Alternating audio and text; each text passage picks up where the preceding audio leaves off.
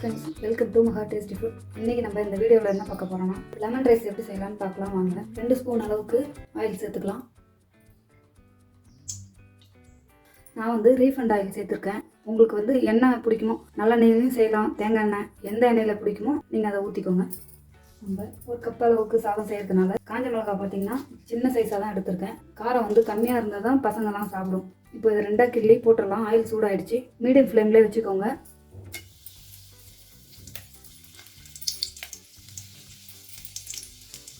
பாருங்கள், சின்னதாக பச்சை மிளகா ஃப்ளேவருக்காக சேர்த்துருக்கேன். உங்களுக்கு விருப்பம் இருந்தால் சேர்த்துக்கோங்க, இல்லைன்னா ஸ்கிப் பண்ணிக்கோங்க.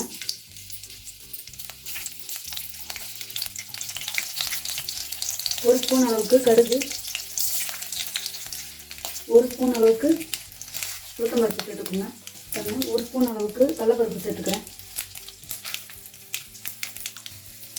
1 ஸ்பூன் அளவுக்கு நிலக்கடலை சேர்த்துருக்கேன். இது கொஞ்சமாக அப்படியே வதக்கி விடுங்க. பொரிஞ்சு வரட்டும். அதுக்கு கருவேப்பிலை சேர்த்துக்கலாம். ஒரு 10 to 15 அளவுக்கு ஒரு கருவேப்பிலை சேர்த்துக்கோங்க.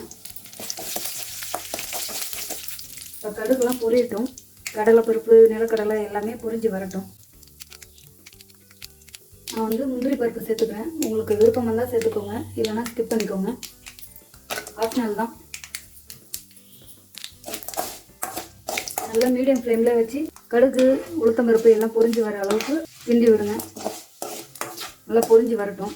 ஏன்னா அதிகமான ஃப்ளேம் வச்சாக்கா நம்மளுக்கு வந்து தீஞ்சிரும். அதனால் பார்த்திங்கன்னா உங்களுக்கு மீடியம் ஃப்ளேம்லேயே வச்சு இதெல்லாம் பண்ணிக்கோங்க. கடுகுலாம் பொரிஞ்சு வருது பாருங்கள். கடலைப்பருப்பு எல்லாம் பொரிஞ்சிடுச்சு. இந்த ஸ்டேஜில் பெருங்காயத்தூள் கொஞ்சமாக சேர்த்துக்கலாம். ஒரு பிஞ்ச் அளவுக்கு மஞ்சத்தூள் சேர்த்துக்கோங்க. கொஞ்சமாக சால்ட் சேர்த்துக்கோங்க. இப்போ சாதம் வந்து உங்களுக்கு கிளறும் பொழுது அப்போ சேர்த்துக்கலாம் நீங்கள் மீதி. இந்த ஸ்டேஜில் ஸ்டவ்வை ஆஃப் பண்ணிடுங்க. ஸ்டவ்வை ஆஃப் பண்ணிவிட்டு ஒரு லெமன் எடுத்து பிழிஞ்சி அதனோட சாறு எடுத்து வச்சுருக்கேன். அதை அடுப்பை ஆஃப் பண்ண பிறகு இதை ஊற்றுங்க. நல்லா கலந்து விட்டுங்க. ஏன்னா நீங்கள் சிம்மில் இருக்கும்பொழுது நீங்கள் அதை பண்ணிங்கனாக்கா உங்களுக்கு கசப்புத்தன்மை ஏற்பட்டுரும். இப்போ இந்த ஸ்டேஜில் எதுவுமே ஆகாது. இது நல்லா ஆறட்டும். ஆறின பிறகு நம்ம சாதத்தை கொட்டி நல்லா கிளறிக்கலாம். சாதம் பாருங்கள், 1 கப் அளவுக்கு எடுத்து வச்சுருக்கேன். சாதம் பாருங்கள், உதிரியாக இருக்குது பாருங்கள். நான் வந்து நாட்டு பொன்னி தான் எடுத்துருக்கேன். நீங்கள் பச்சரிசி உங்களுக்கு என்ன வீட்டில் வடிக்கிறீங்களோ அதை எடுத்துங்க. கொஞ்சம் நல்லா உதிரியாக பார்த்து வடித்து எடுத்துங்க. இந்த மாதிரி இருந்தால் தான் வந்துட்டு உங்களுக்கு சாதம் கிளறதுக்கு நல்லாயிருக்கும். இப்போ இந்த சாதத்தை சேர்த்துடலாம். சேர்த்துட்டு நல்லா பொறுமையாக கிளறி விடுங்க. லெமன் ரைஸ் தயாராகிடுச்சு. யாருக்கெல்லாம் லெமன் ரைஸ் உங்களுக்கு பிடிக்கும் மறக்காமல் கமெண்டில் சொல்லுங்கள். இல்லை நீங்கள் எந்த மெத்தடில் செய்வீங்கன்ட்டு கமெண்டில் மறக்காமல் சொல்லுங்கள். நல்லா கலந்து கொடுத்துக்கலாம்.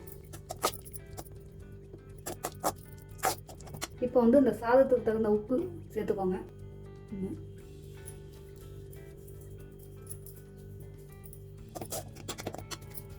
டக்குன்னு செய்யக்கூடிய லெமன் ரைஸ் பார்த்தீங்கன்னா ஒரு 2 நிமிஷத்துலேயே நம்ம செஞ்சிடலாம். இது நம்ம பிரசாதமாக கூட சர்வ் பண்ணிக்கலாம். வந்து லெமன் ரைஸ் ரெடி ஆகிடுச்சு. டேஸ்டியான லெமன் ரைஸ் லஞ்ச் பாக்ஸுக்கு ரொம்ப சூப்பரான ஒரு டிஷ்ஷு. ட்ரை பண்ணி பாருங்கள் கண்டிப்பாக. லெமன் ரைஸ் ரெடி ஆகிடுச்சு ஃப்ரெண்ட்ஸ். யாருக்கெல்லாம் லெமன் ரைஸ் பிடிக்கும்ட்டு மறக்காமல் கமெண்டில் சொல்லுங்கள். இந்த வீடியோ பிடிச்சிருந்தா சப்ஸ்கிரைப் பண்ணிக்கோங்க. மறக்காமல் பெல் சிம்பலையும் கிளிக் பண்ணிக்கோங்க.